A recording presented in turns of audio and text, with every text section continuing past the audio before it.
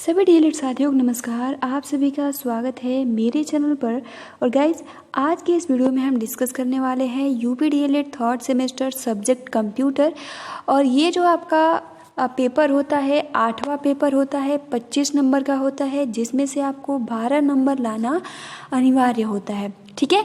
So friends, आज के इस वीडियो में हम राजन सीरीज से क्लास 1 है और अति लघु उत्तरीय प्रश्न डिस्कस करेंगे, जो कि एग्ज़ाम के पॉइंट ऑफ व्यू से बहुत ही ज़्यादा आप सभी को इस वीडियो को देखने के बाद हेल्प मिलेगा। ठीक है। तो आपको बस ये काम करना है कि आपको ये पूरी वीडियो लास्ट तक देखना है। और इस क्लास की जो टाइमिंग होती है वो रात के 9 बजे आप सभी को कंप्यूटर की क्लासेस प्रोवाइड किया जाता है, जिसमें आपकी 4 दिन इसकी क्लासेस होती है। उसके बाद से सोमवार, मंगलवार, बुधवार मैथ की क्लासेस अब रेगुलर आप सभी को प्रोवाइड की जाएंगी रात के 9 बजे इसी टाइम को। ठीक है। तो चलिए स्टार्ट करते हैं। आप सभी वीडियो को लाइक कर दीजिए और अपने फ्रेंड्स मित्रों को भी शेयर कर दीजिए, ताकि हर एक प्रशिक्षु को इससे रिलेटेड जानकारी मिल सके। ठीक। तो चलिए, तो यहाँ पर देखिए, सबसे पहला प्रश्न है कि एनिमेशन से आप क्या समझते हैं, और बहुत ही ज़्यादा महत्वपूर्ण ये प्रश्न है। सो फ्रेंड्स, जैसे आप फ़ोन चलाते हो, कंप्यूटर चलाते हो, लैपटॉप चलाते हो, तो आपने ये एनिमेशन नाम जरूर पढ़ा होगा। और एनिमेशन यानी कोई भी चित्र, डॉक्यूमेंट। ठीक है। तो यहाँ पर इसका आंसर क्या हो जाएगा? देखिए, कई स्थित चित्र यानी कई ऐसे पिक्चर होते हैं, डॉक्यूमेंट होते हैं, तो उनके जो पेज होते हैं एक एक करके तीव्रता से स्क्रीन पर गुजरना, जिससे गतिशीलता का आभास हो, उसे ही हम एनिमेशन कहते हैं। जैसे बहुत ही सिंपल अगर हम उदाहरण दें तो जैसे कि आपने बहुत सारे कंपनियों में देखा होगा कि जब वो कुछ प्रोजेक्ट बना लेते हैं तो वो क्या करते हैं, उसका एनिमेशन बनाकर और जितने भी वहाँ कंपनीज के लोग होते हैं उनको दिखाते हैं। ठीक है। तो वो क्या किया है कि जो भी उनके फोटो, डॉक्यूमेंट होता है, वो एक तरीके से उनको एडिट करके जो कुछ भी है उनको एक सही ढंग से दिखाते हैं। ठीक है। तो वो उसे ही हम क्या बोलते हैं, एनिमेशन कहते हैं। तो ये आपको याद रख लेना है। ठीक है। कि कई स्थिर चित्रों या फिर डॉक्यूमेंट पेजों को एक एक करके बहुत ही उसमें स्पीड होती है। ठीक है। स्क्रीन पर गुजरना, जिसमें अगर हम सही में कहें तो गतिशीलता का आभास हो। जैसे आप अगर सिंपल कहें तो फ़ोन में जब आप फोटोज़ देखते हो तो उसमें स्लाइड शो का ऑप्शन आता है। तो क्या होता है, अपने आप हटने लगता है, तो वो एक प्रकार का एनिमेशन ही हुआ। ठीक है। यानी उसमें स्पीड आ जाती है, गति आ जाती है, उसे ही हम क्या बोलते हैं, एनिमेशन कहते हैं। आई होप कि आपको ये क्वेश्चन बहुत ही आसानी के साथ प्रिपेयर हो गया होगा। तो फिर से मैं एक बार रिपीट कर दे रही हूँ, एनिमेशन से आप क्या समझते हो? तो जब कोई फोटोज होता है या फिर कोई डॉक्यूमेंट होता है, जब एक एक करके उसमें थोड़ी तीव्रता आती है, स्क्रीन पर गुजरना, ठीक है, गतिशीलता का आभास हो, उसे ही हम क्या बोलते हैं, एनिमेशन कहते हैं। एक क्वेश्चन आपका तैयार हो गया और ये बहुत ही ज्यादा महत्वपूर्ण भी है। दूसरा देखिए प्रश्न है कि सीडी रोम से आप क्या समझते हो? सीडी रोम, जैसे ये आपका सीडी और रोम होता है, जिसे हम इसका फुल फॉर्म होता है compact disc read only memory. तो ये होता क्या है? तो फ्रेंड्स देखिए, सीडी रोम यह एक ऐसी स्टोरेज डिस्क होती है जिस पर सिर्फ एक बार लिखा परंतु बार बार पढ़ा जा सकता है। यानी एक ऐसा ये स्टोरेज, यानी जो भी ये कैसेट होता है, ये एक ऐसे प्रकार का स्टोरेज होता है जिसमें आप केवल और केवल एक बार ही लिख सकते हो, वन टाइम इसको लिख सकते हो, लेकिन आप इसको कई बार पढ़ सकते हो। तो ये क्या हुआ, सीडी रोम हुआ। तो यहाँ पे पूछा है सीडी रोम से आप क्या समझते हो? तो सिंपल आप सभी को लिख देना है कि यह एक ऐसी स्टोरेज डिस्क होती है, ठीक है, जिस पर सिर्फ एक बार लिख सकते हैं परंतु बार बार उसको हम रीड कर सकते हैं, पढ़ सकते हैं, उसे ही हम सीडी रोम कहते हैं या compact disc read only memory कहते हैं। क्लियर? चलिए, 2 क्वेश्चन तैयार हो गए, आगे बढ़ते हैं। देखिए यहाँ पे वही जो कि अभी मैंने बताया, सीडी रोम का पूरा नाम क्या होता है? तो सीडी रोम का पूरा नाम होता है compact disc read only memory. Clear? 4th आपका प्रश्न है कि डीवीडी का पूरा नाम क्या है? सो फ्रेंड्स, यहाँ पे डीवीडी का पूरा नाम होता है डिजिटल वर्सेटाइल डिस्क या डिजिटल भी कह सकते हो, कोई दिक्कत नहीं है, वीडियो डिस्क। तो यहाँ पे इसका फुल फॉर्म हो जाता है डीवीडी का, digital versatile disc video disc, या फिर यहाँ पे कह सकते हो कि digital versatile digital video disc. ठीक है, तो आप डिस्क भी कह सकते हो, डिजिटल वीडियो भी कह सकते हो, ये आप पे डिपेंड करता है कि आप मतलब हो सकता है कि ऑप्शन में कभी कभी डिस्क दे दे या डिजिटल वीडियो दे दे, तो इसमें आप सभी को कंफ्यूज होने की बिल्कुल भी नीड नहीं है। क्लियर? तो चलिए आगे बढ़ते हैं। फिफ्थ आपका प्रश्न है, जैसे कि प्रथम सेमेस्टर में भी आपने पढ़ा है, डेस्कटॉप क्या होता है। वेरी सिंपल क्वेश्चन है, डेस्कटॉप क्या होता है। तो डेस्कटॉप कंप्यूटर स्क्रीन होता है, ठीक है, जो कंप्यूटर के चालू करने के बाद हमें दिखाई देता है। जैसे फॉर एग्जांपल अगर हम आप जैसे कि अपना कोई भी क्रोम, देखिए क्रोम और गूगल, ये आपसे हम प्रश्न पूछ रहे हैं कि यहाँ पे क्या क्रोम और गूगल दोनों एक ही है, ये क्या दोनों ब्राउजर है। इसका आंसर आप सभी को कमेंट्स बॉक्स में करके बताना है। मेरा प्रश्न ये है, फिर से मैं दोबारा रिपीट कर दे रही हूँ, प्रश्न ये है सत्य यानी ट्रू और फॉल्स में आप सभी को आंसर करना है। प्रश्न ये है मेरा कि गूगल और क्रोम यह एक प्रकार का ब्राउजर है, गलत है या फिर सही, यानी दोनों की बात कर रहे हैं। ठीक है, दोनों की बात कर रहे हैं, किसी एक की बात नहीं कर रहे, हम दोनों की बात कर रहे हैं कि क्या गूगल भी ब्राउजर है और क्रोम भी ब्राउजर है, क्या ये दोनों सही है। तो इसका आंसर आप सभी कमेंट्स बॉक्स में बता सकते हो, और अगर आपको बहुत ही अच्छे से नॉलेज है इसके बारे में तो आप बहुत ही बेहतरीन ढंग से बता सकते हो। ठीक है, मैं वीडियो के लास्ट में आप सभी को बताऊंगी। यहाँ पर फाइनली पूछा है कि डेस्कटॉप कंप्यूटर, तो जैसे कि आप अपना क्रोम ओपन करते हो तो वहाँ पे देखिए ऑप्शन आते हैं, जैसे आपने फ़ोन में ओपन किया तो क्या होता है ना, जब किसी फॉर्म को आपको फिलअप करना होता है तो वो कंप्यूटर जैसे शो नहीं होता है। तो कंप्यूटर जैसे शो करने के लिए हम क्या करते हैं, आपने 3 डॉट होता है उस पर क्लिक करते हो, क्लिक करने के बाद ऑप्शन आता है डेस्कटॉप मोड, तो आप डेस्कटॉप पे जैसे ही क्लिक करते हो तो क्या होता है, कंप्यूटर जैसे शो होने लगता है। यानी जैसे ही आप कंप्यूटर को ऑन करते हो जो आपके सामने स्क्रीन आती है वही डेस्कटॉप होता है। ठीक है, तो ये आप सभी को याद हो गया होगा। देखिए प्रश्न नंबर 6 है कि DTP का पूरा नाम क्या है। तो DTP का पूरा नाम होता है, यहाँ पे DTP का पूरा नाम होता है डेस्कटॉप पब्लिशिंग। ठीक है, या पब्लिशिंग भी हो जाएगा, कोई दिक्कत नहीं है, डेस्कटॉप पब्लिशिंग। क्लियर? उसके बाद देखिए अगला जो प्रश्न है कि DTP है क्या। अभी तो आपने जाना कि DTP का फुल फॉर्म होता है डेस्कटॉप पब्लिशिंग, बट अब ये जानना है कि जो आपका DTP है ये है क्या। तो यह एक प्रकार का एप्लीकेशन सॉफ्टवेयर होता है जो किसी भी डॉक्यूमेंट को पब्लिक करने के लिए प्रयोग में लाया जाता है। तो बहुत ज़्यादा महत्वपूर्ण ये प्रश्न है, आई होप कि आपको याद भी हो गया होगा। DTP फुल नेम होता है डेस्कटॉप पब्लिशिंग, एंड इसका यूज़ किस लिए करते हैं, तो जब कोई हमारा डॉक्यूमेंट होता है, जब हम इसको कहीं पे पब्लिश करते हैं तो हम DTP का यूज़ करते हैं। प्रश्न नंबर 8 है कि हाइपर लिंक से आप क्या समझते हो। बेहद ज़्यादा यानी बहुत ही ज़्यादा महत्वपूर्ण है। हाइपर लिंक यानी जब किसी पेज या दस्तावेज को उसी अथवा किसी अन्य दस्तावेज से जोड़ना क्या कहलाता है, हाइपर लिंक। ठीक है, तो जब कोई भी पेज हो, दस्तावेज को उसी अथवा किसी अन्य दस्तावेज से जोड़ते हो तो उसे हाइपर लिंक कहते हैं। क्लियर? फिर आपने प्रथम सेमेस्टर में भी पढ़ा था इसको।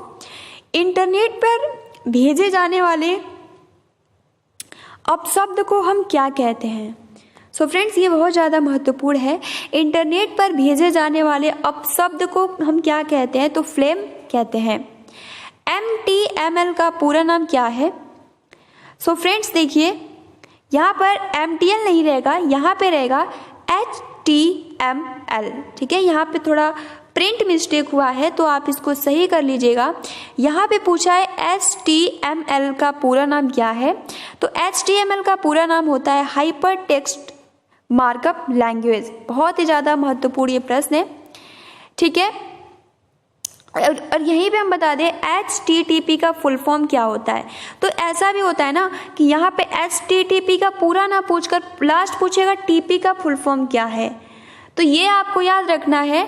तो पूरा होता है हाइपर टेक्स्ट ट्रांसफ़र प्रोटोकॉल, और अगर पूछे कि यहाँ पे TP का फुल फॉर्म क्या होता है तो यहाँ पे आप कह दीजिएगा हाइपर टेक्स्ट ट्रांसफ़र प्रोटोकॉल, तो दो लास्ट का कह दीजिएगा ट्रांसफ़र प्रोटोकॉल। ठीक है। ODP का फुल फॉर्म क्या होता है? ODP, तो ODP का होता है ओपन डॉक्यूमेंट, यहाँ पे हो जाएगा प्रोटोकॉल। ठीक है, तो ये कुछ महत्वपूर्ण है जिसको आप याद कर लीजिएगा।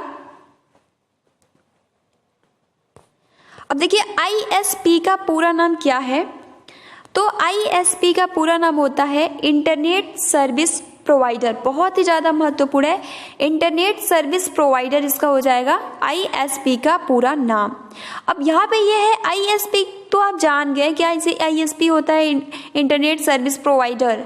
अब नाम से ही पता चलता है कि ये इंटरनेट सर्विस प्रोवाइडर, यानी इसका मतलब क्या होता है कि ISP इंटरनेट सेवा प्रदान करने वाली एक संस्था होती है जिसमें एक अथवा एक से अधिक गेटवे कंप्यूटर होते हैं तथा यह अन्य कंप्यूटर को गेटवे के सहारे इंटरनेट से जुड़ने की सेवा प्रदान करती है। सिंपल हम कहें तो ये ISP क्या करती है कि इंटरनेट की जो भी सेवा होती है वो प्रदान करने वाली एक संस्था होती है। ठीक है।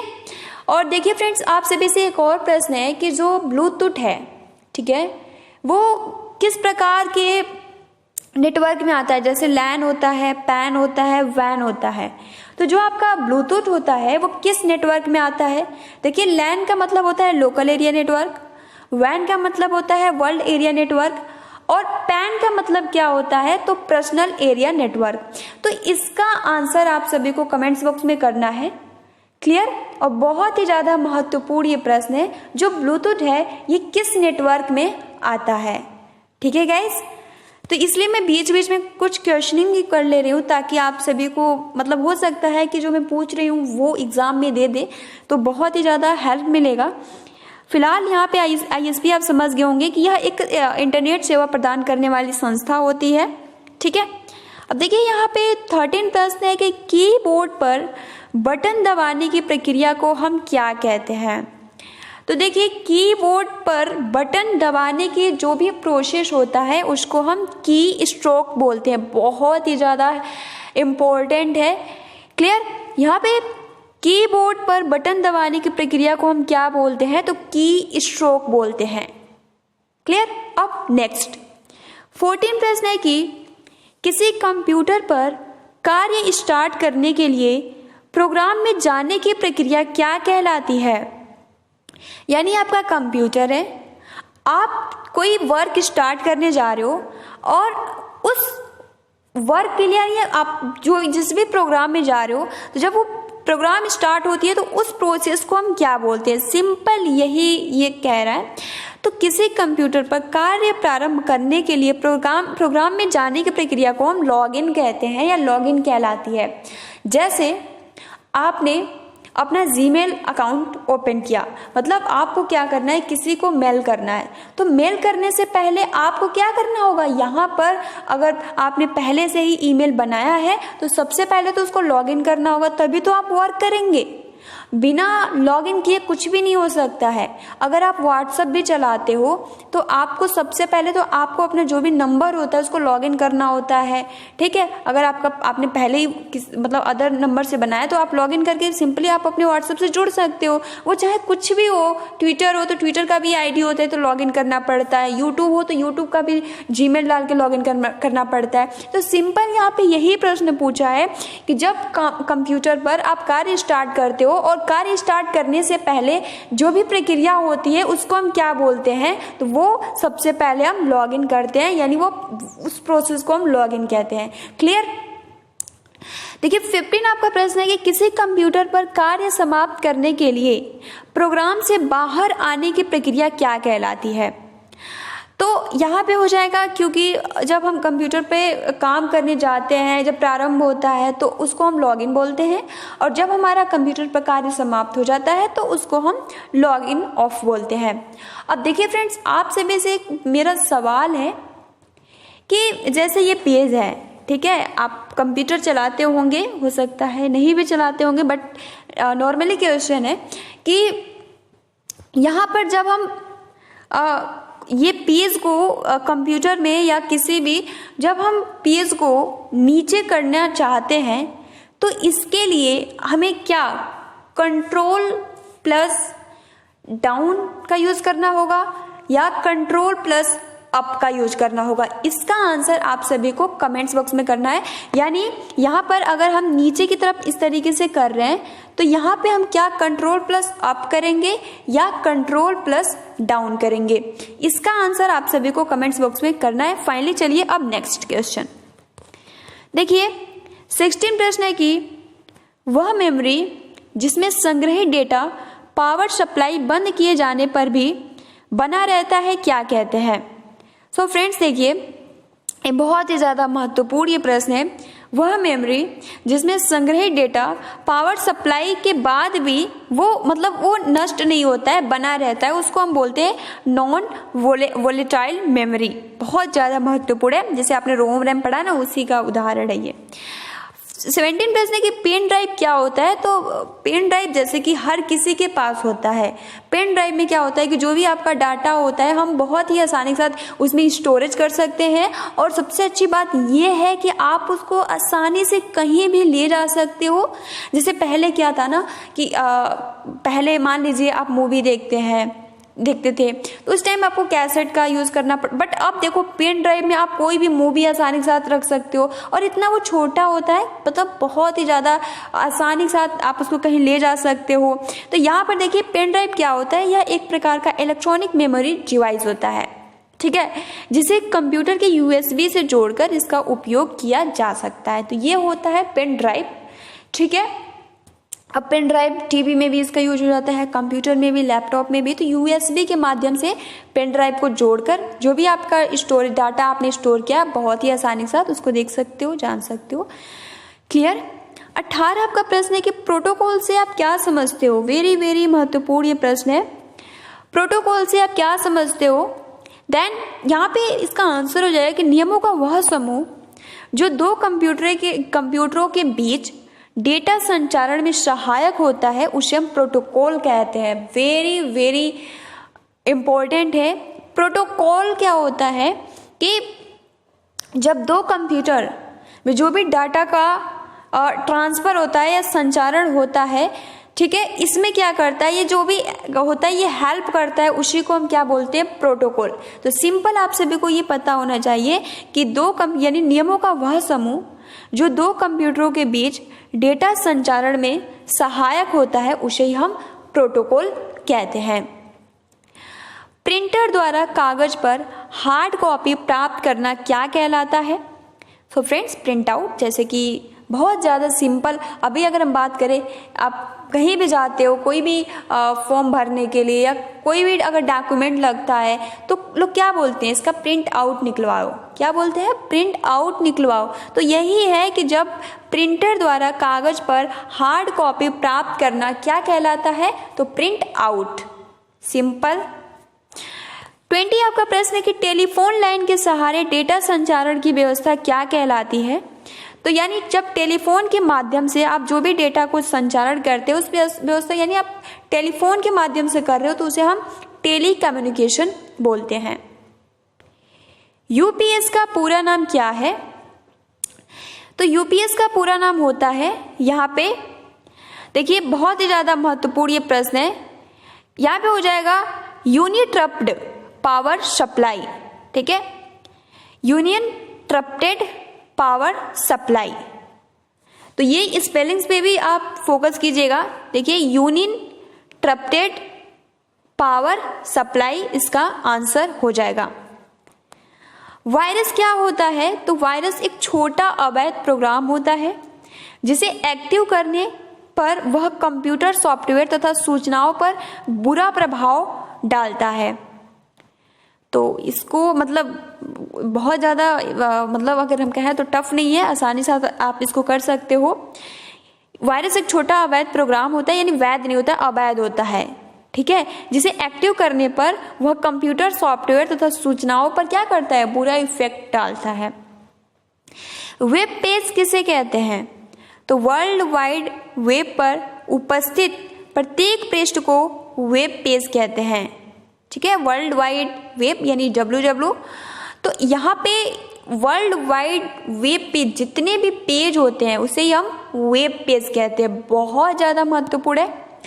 किसी व्यक्ति या संस्था से संबंधित इंटरनेट पर उपलब्ध विवरण क्या कहलाता है?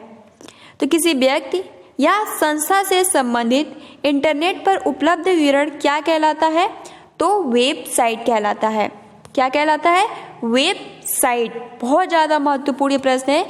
ठीक है, किसी व्यक्ति या संस्था से संबंधित इंटरनेट उपलब्ध विवरण क्या कहलाता है? तो वेबसाइट कहलाता है। जैसे कि हर किसी का मतलब वेबसाइट होता है, किसी ने किसी दूसरे फील्ड का वेबसाइट, किसी ने किसी व्यक्ति का वेबसाइट। जैसे कि अगर हम कहें तो आप क्रोम पे, गूगल पे किसी व्यक्ति के बारे में सर्च करना चाहते हो, तो वो जैसे नरेंद्र मोदी आप सर्च करेंगे तो बहुत सारे ऐसे वेबसाइट आ जाएंगे। तो वो किसी व्यक्ति के बारे में वेबसाइट, किसी भी चीज, संस्था से संबंधित उपलब्ध विवरण को हम क्या बोलते हैं? वेबसाइट बोलते हैं। तो ये हो सकता है कि आपके एग्जाम में पूछ लिया जाए कि वेबसाइट किसे कहते हैं। तो क्योंकि यहाँ पे ये बहुत ज़्यादा महत्वपूर्ण प्रश्न यहाँ पे पूछ के केवल वन लाइनर में पूछ दिया है, तो ये आपको याद रखना है। अगर पूछे कि वेबसाइट किसे कहते हैं, तो किसी व्यक्ति या संस्था से संबंधित इंटरनेट पर उपलब्ध विवरण को ही हम क्या कहते हैं? तो वेबसाइट कहते हैं।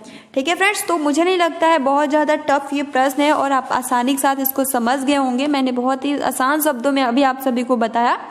ठीक है, अब देखिए यहाँ पे है कि किसी दो वेब ब्राउज़र का नाम बताइए। तो देखिए फ्रेंड्स, यहाँ पर अगर हम बात करें ना, तो ये मोजिला फायरफॉक्स तो वेब ब्राउज़र है, लेकिन अगर हम कहें गूगल एक प्रकार का सर्च इंजन है। ठीक है, मैंने अभी आप सभी से ये सवाल किया था कि जो क्रोम है, ठीक है, ये क्या है? एक प्रकार का वेब ब्राउज़र है, लेकिन जो गूगल है ये एक सर्च इंजन है। बहुत ही ज़्यादा महत्वपूर्ण ये प्रश्न है। यह एक प्रकार का सर्च इंजन है। अब आप कहेंगे ये सर्च इंजन यानी गूगल और क्रोम में क्या डिफरेंट है?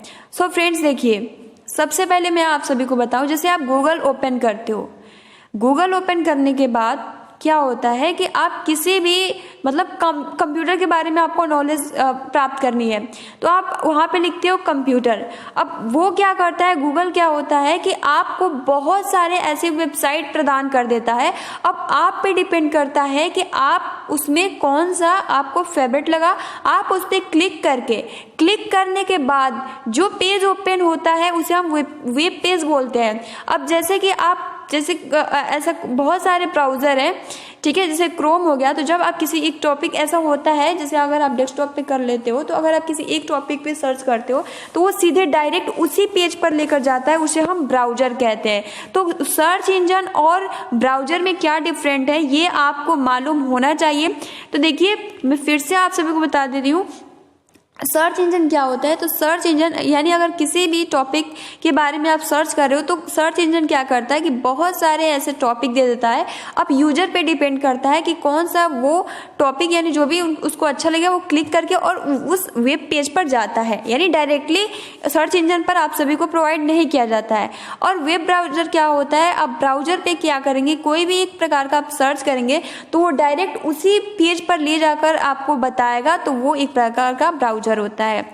ठीक है, और यहाँ पे दिया है वेब ब्राउज़र का नाम लिखो, तो मैं अगर आपको कहूँ तो यहाँ पर अगर आप क्रोम लिखेंगे तो सबसे बेस्ट रहेगा। ठीक है, 26 प्रश्न है कि इंटरनेट एक्सप्लोरर क्या होता है। बहुत ही ज़्यादा महत्वपूर्ण ये प्रश्न है। तो इंटरनेट एक्सप्लोरर एक प्रकार का सॉफ्टवेयर होता है जो इंटरनेट पर वेबसाइट को खोजने की प्रक्रिया आसान बना देता है। यानी जो भी वेबसाइट होते हैं इसके माध्यम से हम एक्सप्लोरर के माध्यम से हम बहुत ही आसानी के साथ ढूंढ सकते हैं, समझ सकते हैं। भारत की सबसे बड़ी सॉफ्टवेयर कंपनी का नाम क्या है? और फ्रेंड्स, आप सभी से हमारा ये प्रश्न है कि सबसे पहला इलेक्ट्रॉनिक कंप्यूटर कौन सा है? ठीक है, सबसे पहला इलेक्ट्रॉनिक कंप्यूटर कौन सा है? इसका आंसर आप सभी कमेंट्स बॉक्स में कमेंट्स करके बताइएगा। और दूसरा कि डिजिटल कंप्यूटर कौन सा है। ये 2 सवाल आप सभी के लिए है। इलेक्ट्रॉनिक कंप्यूटर सबसे पहले और डिजिटल कंप्यूटर कौन सा है, इसका आंसर आप सभी कीजिएगा। यहाँ पे पूछा है कि भारत की सबसे बड़ी सॉफ्टवेयर कंपनी का नाम क्या है। तो भारत की सबसे बड़ी सॉफ्टवेयर कंपनी का नाम है टाटा कंसल्टेंसी सर्विसेज। ठीक है, थोड़ा नाम अजीब है, याद कर लीजिएगा, टाटा कंसल्टेंसी सर्विसेज। उसके बाद देखिए 28 आपका प्रश्न है कि आधुनिक कंप्यूटर विज्ञान का जनक कौन है। सो फ्रेंड्स देखिए आधुनिक, अगर यहाँ आधुनिक पूछ दिया है ना, इसलिए आप चार्ल्स बेबेज नहीं कीजिएगा। आधुनिक कंप्यूटर विज्ञान के जनक जो है वो है एलन ट्यूरिंग। ठीक है, तो ये याद रखिएगा। उसके बाद 29 आपका प्रश्न है माया क्या है। तो यहाँ पे देखिए माया क्या है। तो माया एक 3 डायमेंशियल प्रकार का एक सॉफ्टवेयर है जिसका प्रयोग चलचित्रों एवं वीडियो गेम में विशेष प्रभाव इफेक्ट डालने के लिए किया जाता है। तो यह क्या है, एक प्रकार का सॉफ्टवेयर होता है माया 3 डायमेंशनल, और इसका प्रयोग हम किसी भी चलचित्र वीडियो गेम में विशेष प्रकार का इफेक्ट डालने के लिए हम माया का यूज करते हैं। सो फ्रेंड्स यहाँ पर हमने 29 क्वेश्चन डिस्कस किए जो कि एग्जाम के पॉइंट ऑफ व्यू से बहुत ही ज़्यादा महत्वपूर्ण है। और ये हमने जितने भी आज प्रश्न डिस्कस किया, आई होप कि आपको बहुत ही आसानी के साथ क्लियर हो गया होगा और याद भी हो गया होगा। ठीक है, तो मैं आप सभी को एग्जाम तक डेली इसी तरीके से क्लासेस प्रोवाइड करूंगी जिससे जो आपकी तैयारी है बहुत ही बेस्ट हो जाए। क्लियर, तो मिलते हैं अब नेक्स्ट क्लास में। अब वीडियो को लाइक करें, शेयर करें। Thanks for watching, take care and best of luck.